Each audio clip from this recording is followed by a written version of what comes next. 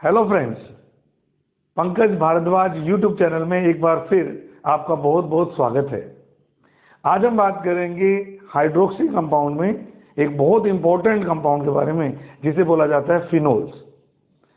Phenol actually aromatic hydrocarbons के hydroxy derivatives कहे जाते हैं। अगर मैं बेंजीन रिंग के इस H को OH से रिप्लेस कर दूंगा तो जो कंपाउंड बनेगा उसे बोलेंगे फिनोल। फिनोल एक्चुअली कंपाउंड भी है और फिनोलिक ग्रुप भी है। फिनोलिक ग्रुप का मतलब जब एरोमेटिक रिंग के कार्बन के साथ डायरेक्ट OH बॉन्डेड होता है, इस ग्रुप को हम फिनोलिक ग्रुप भी कहते हैं। आइए पहले हम देखते हैं इसको हम किस तरह से जनरल मेथड्स ऑफ प्रिपरेशन के थ्रू बना सकते हैं। तो आपके सामने लिस्ट है हर बार की तरह। बेंजीन सल्फोनिक एसिड के थ्रू, बेंजीन डाइएजोनियम क्लोराइड से, एरोमेटिक ग्रिग्नार्ड रिएजेंट से, सैलिसिलिक एसिड के सोडा लाइम डीकार्बोक्सिलेशन से, और कुछ मेथड्स इंडस्ट्रियल स्केल पर यानी कि लार्ज स्केल पर फिनोल की प्रिपरेशन के लिए हम यूज करते हैं। तो आइए एक एक करके हम देखते हैं ये मेथड्स क्या हैं और इनमें क्या क्या इंपॉर्टेंट बातें हमें याद रखनी। तो सबसे पहले मैं बात करता हूं फ्रॉम बेंजीन सल्फोनिक एसिड। बच्चों पहले तो बेंजीन सल्फोनिक एसिड का मुझे लेना होता है सोडियम सोल्ट, जिसे बोला जाता है सोडियम बेंजीन सल्फोनेट। इस सोल्ट को जब हम हीट करते हैं NaOH के साथ, टेम्परेचर लगभग 623 केल्विन या 350 डिग्री सेंटीग्रेड के आसपास होता है, और इस हीटिंग के थ्रू हमें पहली बार में तो मिलता है सोडियम फिनोक्साइड, जिसमें से Na2SO3 और वाटर हमारा रिमूव हो जाता है, जिसको अगर मैं फर्दर एसिडिफाई करूंगा तो मुझे सोडियम फिनोक्साइड से क्या मिल जाएगा, फिनोल मिल जाएगा। तो फर्स्ट मेथड है फ्रॉम बेंजीन सल्फोनिक एसिड। जहां तक इसके सेकंड मेथड का सवाल है, हम लोग जानते हैं benzene diazonium chloride aromatic compounds को बनाने के लिए एक बहुत इंपॉर्टेंट केमिकल है। अगर मैं इसे स्टीम के साथ ट्रीट करता हूं, आप लोग जानते हैं BDAC nucleophilic substitution reaction show करता है, तो N2Cl रिमूव हो जाएगा और इसका जो न्यूक्लियोफाइल है OH ये आ जाएगा। तो हमारे पास में डायरेक्ट इस रिएक्शन के थ्रू फिनोल ऑब्टेन हो जाता है, N2HCl बांड कर जाता है। थर्ड मेथड है एरोमेटिक ग्रिग्नार्ड के साथ। हम लोग जानते हैं कि ग्रिग्नार्ड रिएजेंट भी बहुत इंपॉर्टेंट केमिकल्स हैं अलग अलग कंपाउंड्स की फॉर्मेशन के लिए। तो जो रिएक्शन हमने एल्कोहल में की थी कि ग्रिग्नार्ड को पहले हमने ऑक्सीडाइज करवाया था और बन गया था ऑक्सी ग्रिग्नार्ड, आपको याद होगा एल्कोहल की प्रिपरेशन में पहले बना था ऑक्सी ग्रिग्नार्ड, और इस ऑक्सी ग्रिग्नार्ड को अगर मैं हाइड्रोलाइज करवाता हूं O के साथ H, Mg के साथ OH, तो आप देख सकते हैं फिनोल आपका प्रिपेयर हो जाएगा और MgBrOH रिमूव हो जाएगा, माइनस MgX या MgBr एंड OH। तो इन तीन तरीकों से हम इस तरह से फिनोल बना सकते हैं। आइए हम देखते हैं सैलिसिलिक एसिड से हम फिनोल को किस तरह से ऑब्टेन करेंगे।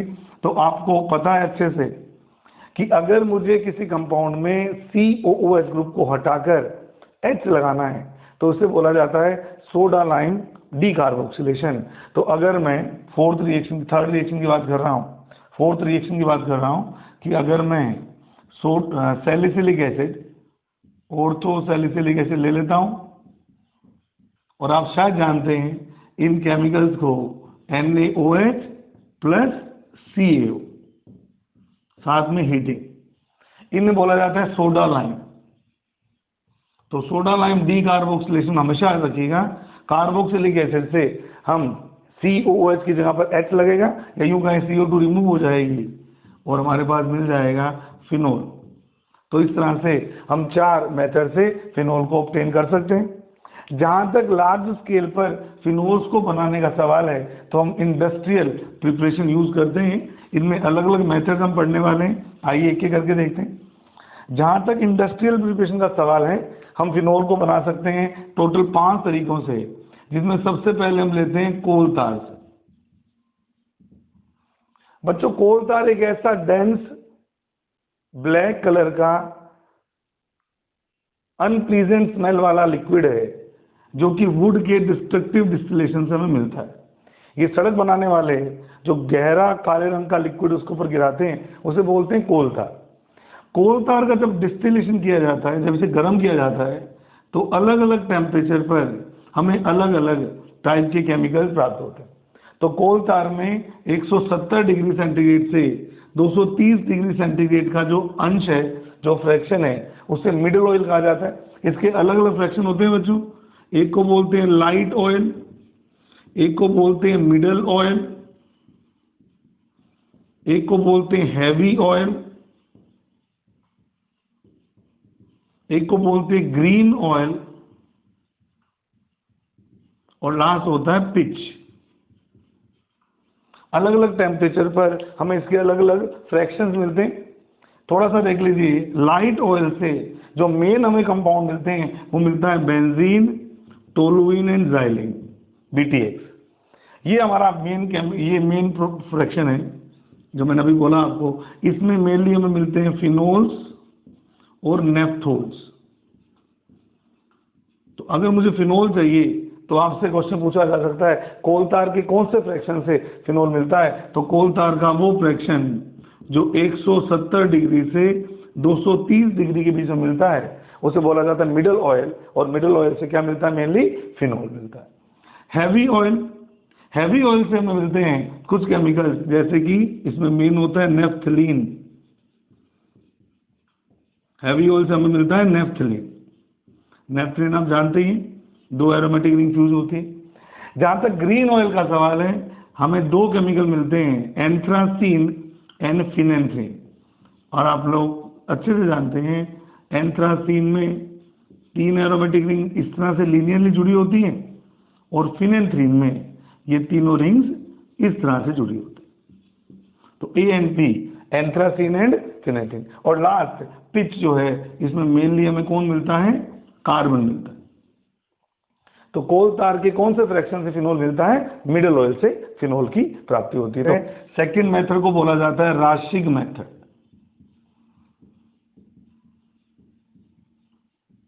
सेकंड मेथड को बोला जाता है राशिक मेथड। और इस मेथड से अगर हमें फिनोल बनाना है तो हमें बेंजीन लेनी पड़ती। तो सबसे पहले बेंजीन की रिएक्शन करते हैं HCl एंड ऑक्सीजन के साथ में।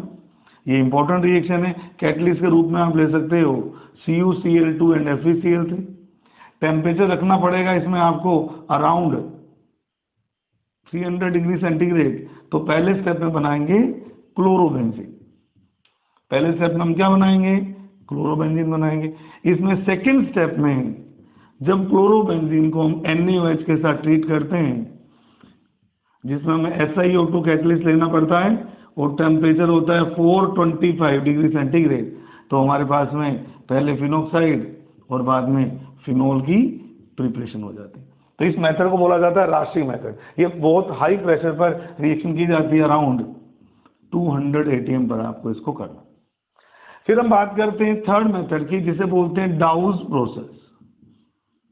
जिसे बोलते हैं डाउज प्रोसेस। डाउज प्रोसेस में डायरेक्ट हम क्या लेते हैं, क्लोरोबेंजीन ही लेते हैं।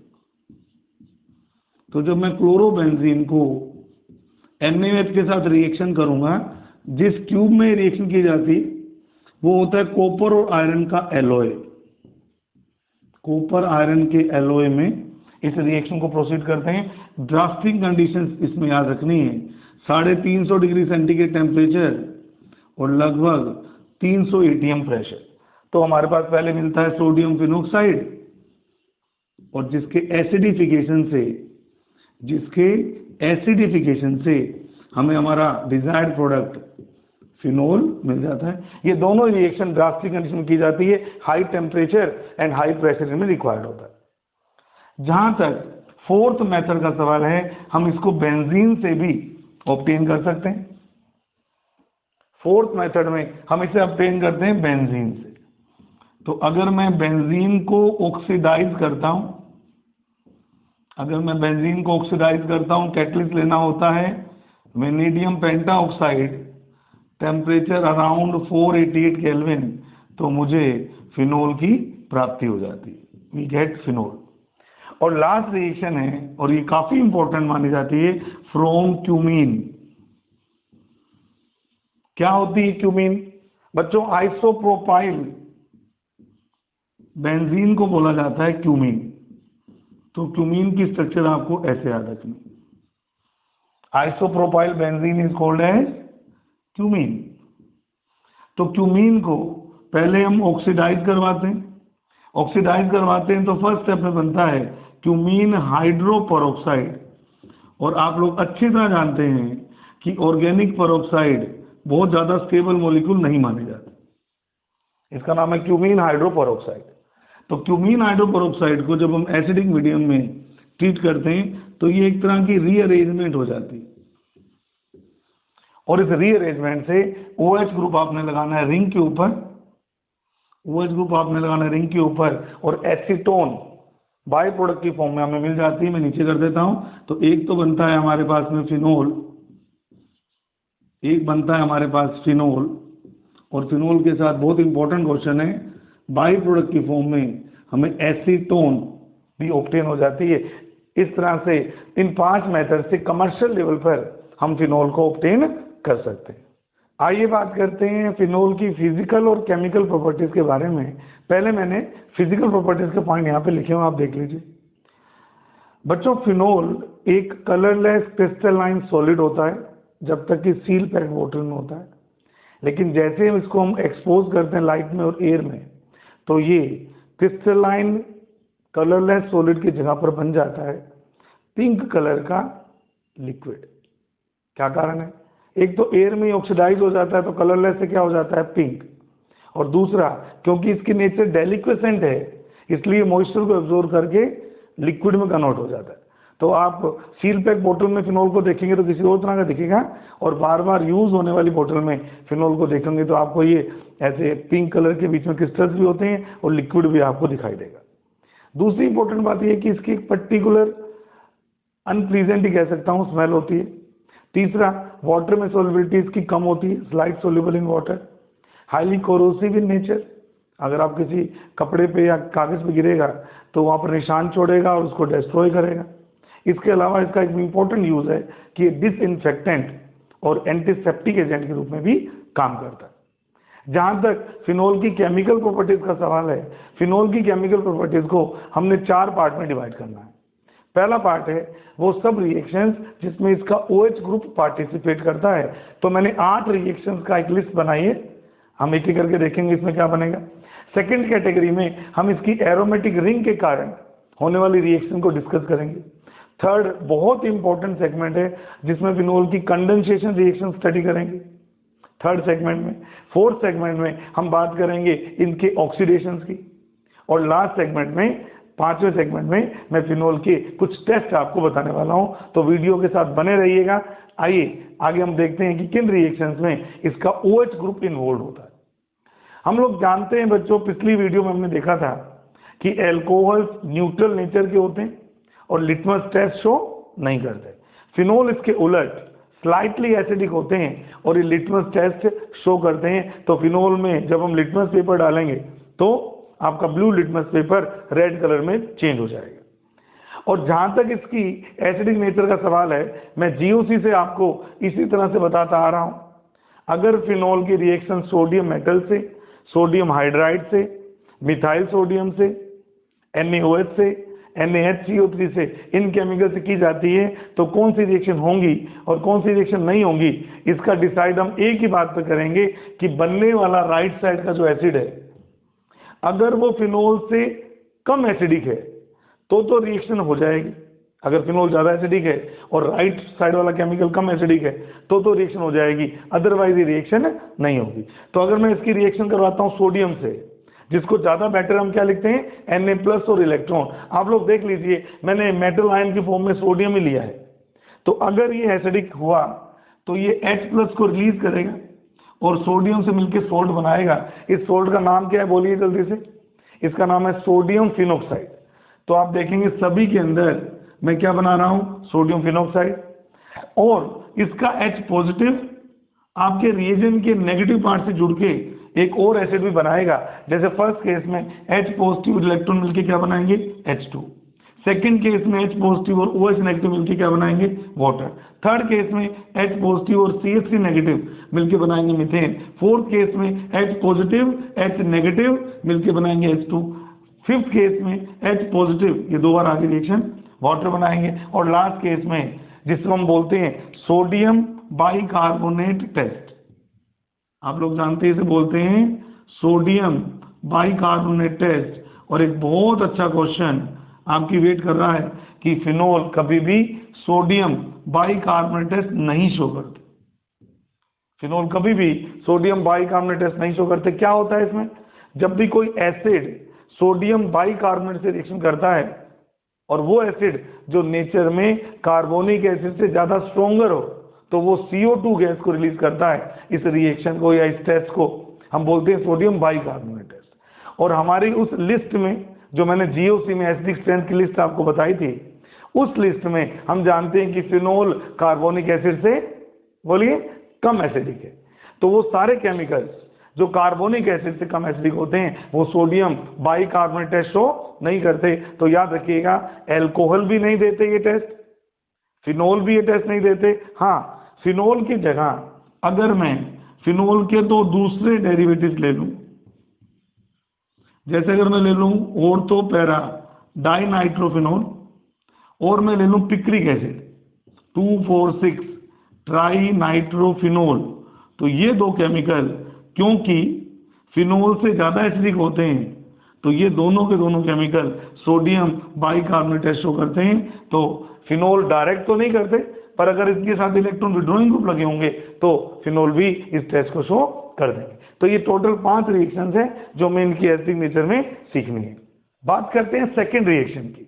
फिनोल की रिएक्शन जब हम न्यूट्रल FeCl3 से करते हैं, फिनोल की रिएक्शन जब हम न्यूट्रल FeCl3 से करते हैं तो हमें एक कॉम्प्लेक्स मिलता है बेटे, C6H5O6Fe। ये कॉम्प्लेक्स हमें मिलता है, साथ में ही 6H पॉजिटिव और 3Cl नेगेटिव बाहर निकल जाते हैं। ये जो कॉम्प्लेक्स है इसका कलर होता है वॉयलेट या पर्पल। तो जब भी हम फिनोल की रिएक्शन न्यूट्रल FeCl3 से करते हैं हमें एक वॉयलेट या पर्पल कलर का कॉम्प्लेक्स मिलता है। ये रिएक्शन बोलिए क्या फिनोल की टेस्टिंग में यूज की जा सकती है? बिल्कुल। इस टेस्ट का नाम है फेरिक क्लोराइड टेस्ट। जहां तक थर्ड रिएक्शन का सवाल है, ऑलमोस्ट यही रिएक्शन हमने अल्कोहल में भी पढ़ी थी, जिसमें हमने सोडियम एल्कोक्साइड की रिएक्शन करवाई थी। इस बार विलियमसन के थ्रू हम सोडियम फिनोक्साइड की रिएक्शन करवाएंगे एल्काइल ब्रोमाइड के साथ। तो आप जानते ही हैं ये NaBr बाहर निकल जाएगा और विलियमसन ईथर सिंथेसिस में हमें एरोमेटिक ईथर की फॉर्मेशन हो जाएगी। इस रिएक्शन में जो प्रोडक्ट बना है इसका कौन ने बताइए क्या है? एनिसोल। एक और रिएक्शन भी जिसे उल्मान रिएक्शन बोला जाता है बच्चों, उस रिएक्शन में भी हमें एरोमेटिक ईथर मिलते हैं, लेकिन उस रिएक्शन में दोनों तरफ एक सर्टेन कंडीशन में हमें एरोमेटिक रिंग दिखाई देती है। तो इस रिएक्शन को हम उल्मान रिएक्शन कहते हैं। This reaction is called as Ullmann reaction. This reaction is called as Ullmann reaction. तो फिनोल से हम ईथर को भी ऑब्टेन कर सकते हैं। आगे की जो दो रिएक्शंस हैं वो है एसाइलेशन एंड बेंजोइलेशन। ये भी वही रिएक्शंस हैं जो हमने अल्कोहल में स्टडी की थी। तो अगर मैं फिनोल की रिएक्शन एसिटिल क्लोराइड से या एसिटिक एनहाइड्राइड से करवाता हूं, पिरिडिन HCl बाहर निकल जाएगा और हमारे पास इस बार क्या मिलेगा? एरोमेटिक एस्टर मिल जाएगा, sorry aromatic ring containing aliphatic ester हमें मिल जाएगा। इस रिएक्शन को बोलते हैं एसाइलेशन। और सिमिलर रिएक्शन होती है, ये हमने अल्कोहल में भी देखा था। अगर मैं ये रिएक्शन करवाता हूं बेंजोइल क्लोराइड के साथ में, लीजिए ये केमिकल कौन सा है? Benzoyl chloride. और इस बेंजोइल क्लोराइड में भी अगर मैं इस तरह का HCl रिमूव करूंगा तो इस बार हमें एरोमेटिक एस्टर मिल जाए। इस बार हमें एरोमेटिक रिंग वाला एस्टर मिल जाएगा, एरोमेटिक एस्टर मिल जाएंगे। इस रिएक्शन का दूसरा नाम शॉर्टन बोमन रिएक्शन भी रखा गया। This reaction is also known as Schotten Baumann reaction. Next reaction की बात करते हैं। जब फिनोल को अमोनिया के साथ ट्रीट करते हैं,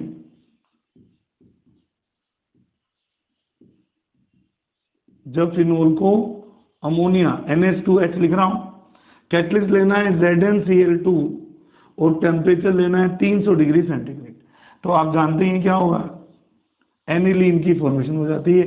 इस रिएक्शन को बुकरर रिएक्शन भी कहा जाता है। इस रिएक्शन का दूसरा नाम क्या है?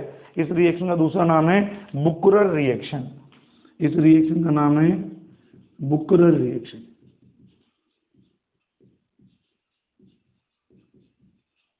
तो शॉर्टन बोमन रिएक्शन में बेंजोलेशन किया जाता है और बुकरर रिएक्शन में एनिलीन बनने वाला प्रोडक्ट क्या बनेगा? एनिलीन की फॉर्मेशन हो जाती है। अगर मैं फिनोल को जिंक के साथ में हीट करता हूं तो ZnO बाहर निकल जाएगा और बेंजीन रिंग हमें मिल जाती है।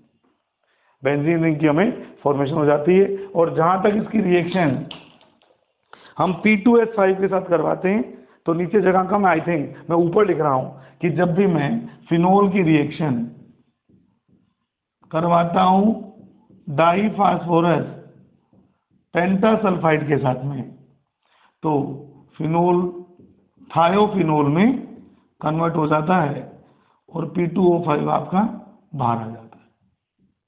फिनोल से क्या बन जाते हैं? थायोफिनोल्स की फॉर्मेशन हो जाती है। तो आप देख रहे हैं इन सभी रिएक्शंस में, इन सभी ऑटो रिएक्शंस में हमने बेसिकली क्या किया है? हमने इन सभी रिएक्शन में OH बॉन्ड को ब्रेक किया है और प्रोडक्ट ऑब्टेन किया है। आ जाइए, एसिडिक नेचर में OH का बॉन्ड ब्रेक हुआ, सोडियम फिनोक्साइड बन गया। फेरिक क्लोराइड के साथ में OH बॉन्ड ब्रेक हुआ, कॉम्प्लेक्स बन गया। ईथर सिंथेसिस में भी हालांकि फिनोल तो नहीं लिया था, सोडियम फिनोक्साइड लिया था, उससे एरोमेटिक ईथर बन गई थी। एसाइलेशन में हमने जो रिएक्शन की है एसिटिल क्लोराइड के साथ में कौन सा बॉन्ड ब्रेक हुआ है? OH बॉन्ड ब्रेक हुआ है। बेंजोइलेशन में भी कौन सा बॉन्ड ब्रेक हुआ है? OH बॉन्ड ब्रेक हुआ है। अमोनिया से रिएक्शन में भी कौन सा बॉन्ड ब्रेक हुआ है? OH बॉन्ड ब्रेक हुआ है। और अगर मैं जिंक के साथ इसको हीट करता हूं तो भी हमारे पास में बेंजीन बनती है। और लास्ट रिएक्शन ऊपर लिखी है, जब हम इसकी रिएक्शन डाई फास्फोरस पेंटासल्फाइड से करते हैं तो थायोफिनोल ऑब्टेन हो जाता है। फास्फोरस और सल्फर के जो कंपाउंड्स हैं, इनका यूज, एक कंपाउंड होता है P4S3 पेंटाफास्फोरस ट्राइसल्फाइड, इसका यूज मैच बॉक्स की तिल्ली बनाने में। जो मैच बॉक्स की स्टिक है उसमें P4S3 का यूज होता है। ये बहुत इंपॉर्टेंट बात है, इसको आप याद रख लीजिएगा। तो ये इंपॉर्टेंट 8 रिएक्शन है जो फिनोल के OH ग्रुप से रिलेट करते हैं। आइए बात करते हैं इसकी सेकंड कैटेगरी की, बी कैटेगरी की, जिनमें एरोमेटिक रिंग मेन रिएक्शन में पार्टिसिपेट करती है, reactions due to benzene ring. इसमें बेसिकली हमें 8 रिएक्शंस पढ़नी है, जिसमें हम सबसे पहले करेंगे ब्रोमिनेशन, फिर करेंगे nitration, then sulphonation, then Gattermann aldehyde synthesis, then Reimer Tiemann reaction, then Kolbe Schmitt reaction, Friedel Crafts alkylation and hydrogenation. ये सब रिएक्शन हम पढ़ने वाले हैं इस सेगमेंट में। तो आइए सबसे पहले हम पढ़ते हैं ब्रोमिनेशन। जब फिनोल की रिएक्शन ब्रोमीन के साथ में ऑर्गेनिक सॉल्वेंट लेके करवाई जाए, जैसे CCl4 या CS2, तो हमें ऑर्थो और पैरा प्रोडक्ट अलग अलग मिलते हैं। ये ऑर्थो ब्रोमोफिनोल और ये पैरा ब्रोमोफिनोल। लेकिन अगर मैं इसी ब्रोमीन को वाटर में लेके रिएक्शन करवाता हूं तो मुझे जो प्रोडक्ट मिलता है वो 2,4,6 ट्राई ब्रोमोफिनोल का वाइट प्रेसिपिटेट मिलता है। माना जाता है कि वाटर में फिनोल ज्यादा एक्टिव हो जाता है, इसलिए सारी ऑर्थो और पैरा पोजीशन पर इलेक्ट्रोफाइल ब्रोमीन अटैक करता है। इस रिएक्शन का यूज भी हम फिनोल्स की टेस्टिंग में करेंगे आगे, क्योंकि इसमें क्या बनता है? वाइट प्रेसिपिटेट बन जाता है। जहां तक फिनोल के नाइट्रेशन का सवाल है, 2 तरह से कर सकते हैं, डाइल्यूट HNO3 से भी और कंसंट्रेटेड HNO3 से भी। अगर फिनोल का नाइट्रेशन डाइल्यूट HNO3 से करते हैं तो ऑर्थो नाइट्रोफिनोल और पैरा नाइट्रोफिनोल की को ऑब्टेन करते हैं, और अगर हम इसका नाइट्रेशन कंसंट्रेटेड नाइट्रिक एसिड से करते हैं तो पिक्रिक एसिड, आप लोग जानते ही हैं ये बहुत इंपॉर्टेंट केमिकल है। एक तो ये बहुत ज़्यादा स्ट्रॉन्ग एसिड है और दूसरा ये एक्सप्लोजिव की तरह भी यूज़ किया जाता है और साथ में ही इसके साथ बनता है बाय प्रोडक्ट की फॉर्म में बेंजोक्विनोल। अब हम ऑर्थो और पैरा नाइट्रोफिनोल की थोड़ी सी तुलना अगर करें तो आप लोगों को पता है कि ऑर्थो नाइट्रोफिनोल में जो बॉन्ड मिलता है वो होता है इंट्रामोलिकुलर एच बॉन्ड। ये देखिए, हालांकि थोड़ा छोटा दिखेगा आपको, ये बात मैंने जीओसी में बता रखी है। O और H के बीच का बॉन्ड मिलता है इंट्रामोलिकुलर बॉन्ड। इनमें होता है इंट्रामोलिकुलर एच बॉन्ड और जो पैरा आइसोमर्स होते हैं उनमें कौन सा एच बॉन्ड होता है? उनमें इंटरमोलिकुलर एच बॉन्ड होता है। अब इस इंट्रामोलिकुलर बॉन्ड के कारण क्या क्या प्रॉपर्टी चेंज हो जाती है, आगे आइए देखते हैं। अगर कोई मुझे बोलेगा फिनोल की एसिडिक नेचर को कंपेयर करो, ऑर्थो और पैरा नाइट्रोफिनोल की एसिडिक नेचर को कंपेयर करो, तो हम देखते हैं कि para is more acidic then ortho. अगर कोई इसकी वोलेटिलिटी की तुलना करवाएगा, कौन ज्यादा वोलेटाइल है, तो ये बॉन्ड है इंट्रामोलिकुलर। इस बॉन्ड के कारण ये वाला कंपाउंड अपने दूसरे नेबरिंग मॉलिक्यूल से नहीं जुड़ पाएगा। क्यों? क्योंकि खुद से जुड़ गया। ऐसे मॉलिक्यूल जो इस नेबर से और उस नेबर से नहीं जुड़ते वो ज्यादातर डिस्क्रीट मॉलिक्यूल की फॉर्म में रहते हैं, तो इनकी वेपर फेज में जाने की टेंडेंसी ज्यादा होती है। तो ज्यादा वोलेटाइल कौन होता है? Ortho is more volatile than para nitrophenol. Volatility और बॉइलिंग पॉइंट एक दूसरे के उल्टे होते हैं। जो ज्यादा वोलेटाइल लिक्विड होते हैं उनके बॉइलिंग पॉइंट कम, और जो कम वोलेटाइल होते हैं उनके बॉइलिंग पॉइंट ज्यादा। इसलिए ऑर्थो की तुलना में पैरा का जो बॉइलिंग पॉइंट होता है वो क्या होता है? ज्यादा होता है। इन दोनों को हम स्टीम डिस्टिलेशन से सेपरेट आउट कर सकते हैं। ये बहुत इंपॉर्टेंट क्वेश्चन है ortho nitrophenol and para nitrophenol के बारे में। पिक्रिक एसिड का मैंने आपको बता ही दिया, ये एक बहुत इंपॉर्टेंट एसिड है। तो ये दो रिएक्शन है इसकी, ब्रोमिनेशन एंड नाइट्रेशन। आइए बात करते हैं इसकी थर्ड रिएक्शन की।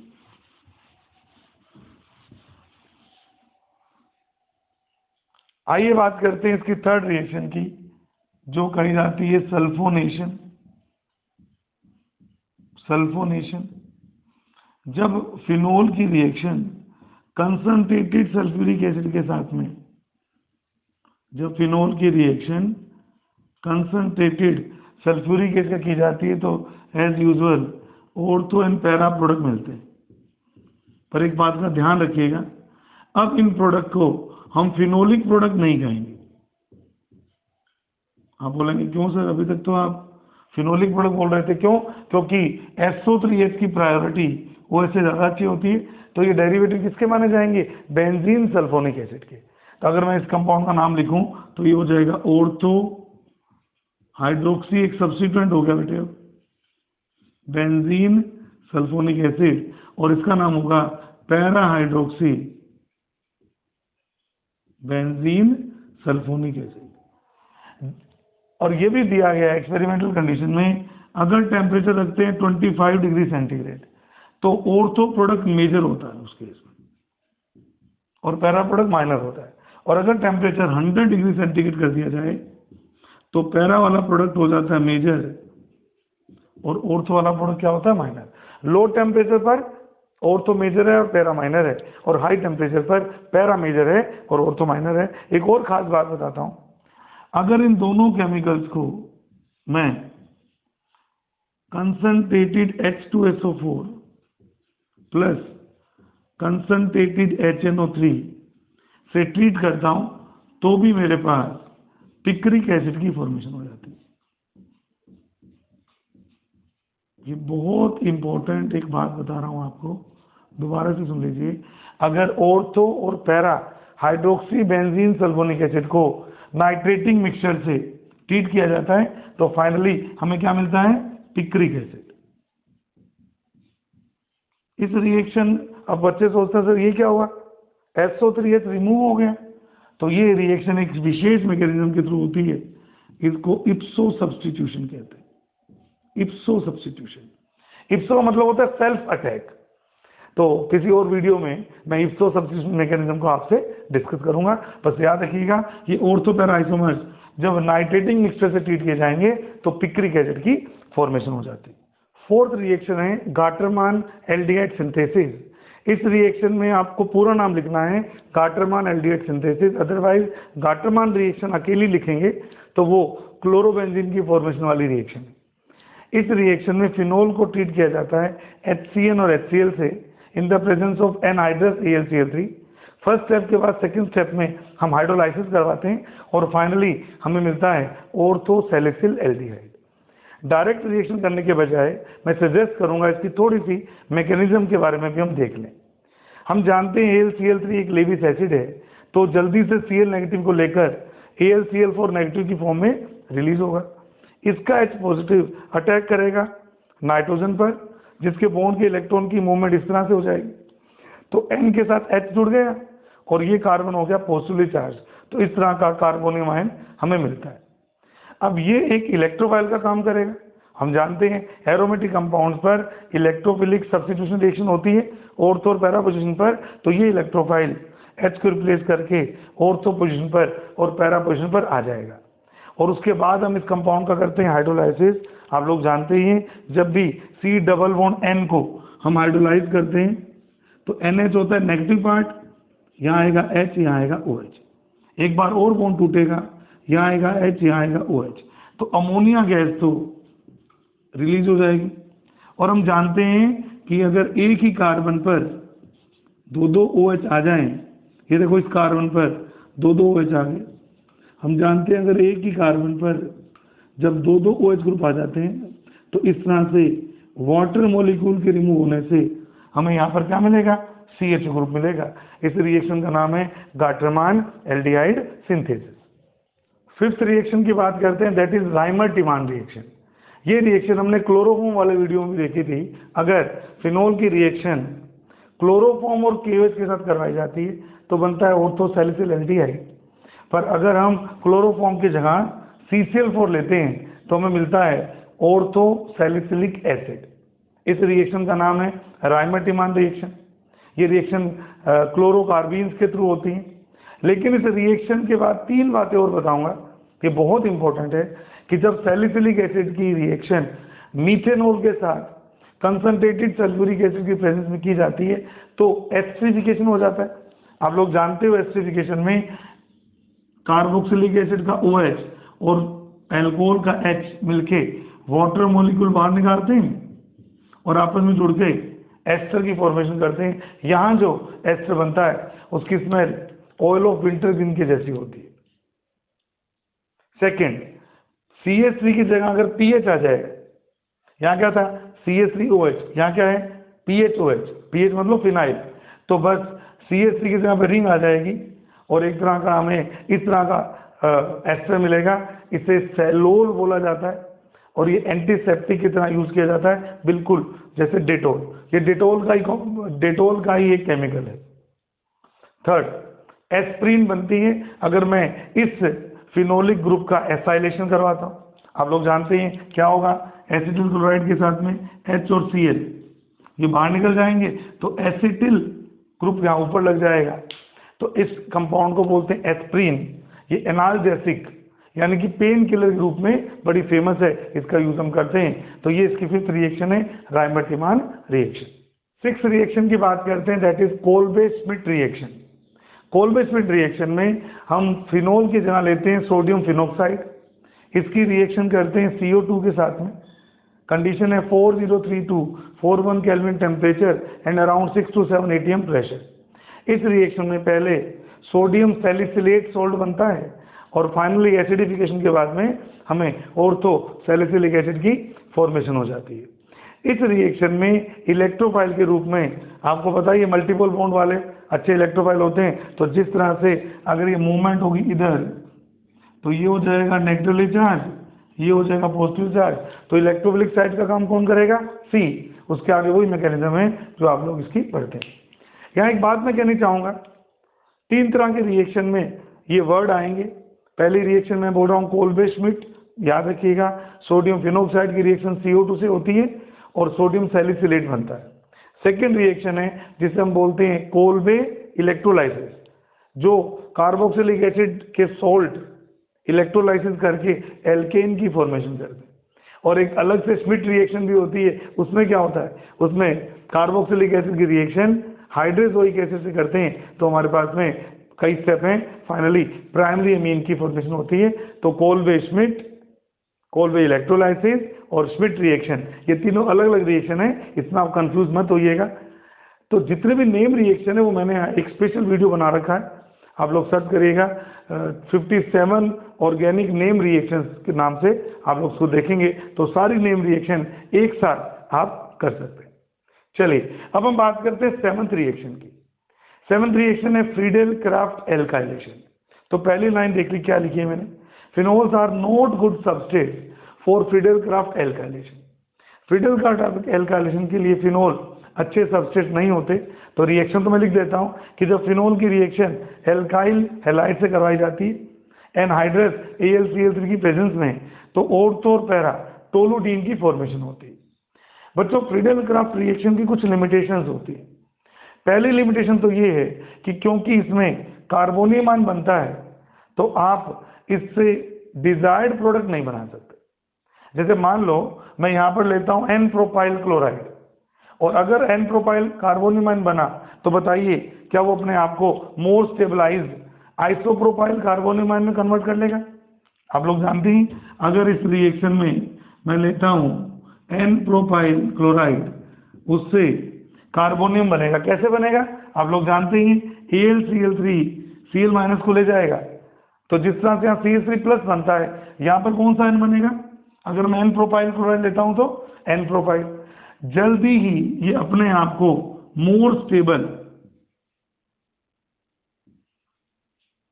Carbonium ion isopropyl carbonium ion में कन्वर्ट कर लेगा 1,2 हाइड्राइड शिफ्टिंग के थ्रू। तो बताइए अगर मुझे एरोमेटिक रिंग पर फ्रीडेल क्राफ्ट एल्काइलेशन के थ्रू N प्रोपाइल ग्रुप ही चाहिए, तो क्या कभी भी मैं N प्रोपाइल ग्रुप का अटैक करवा पाऊंगा क्या?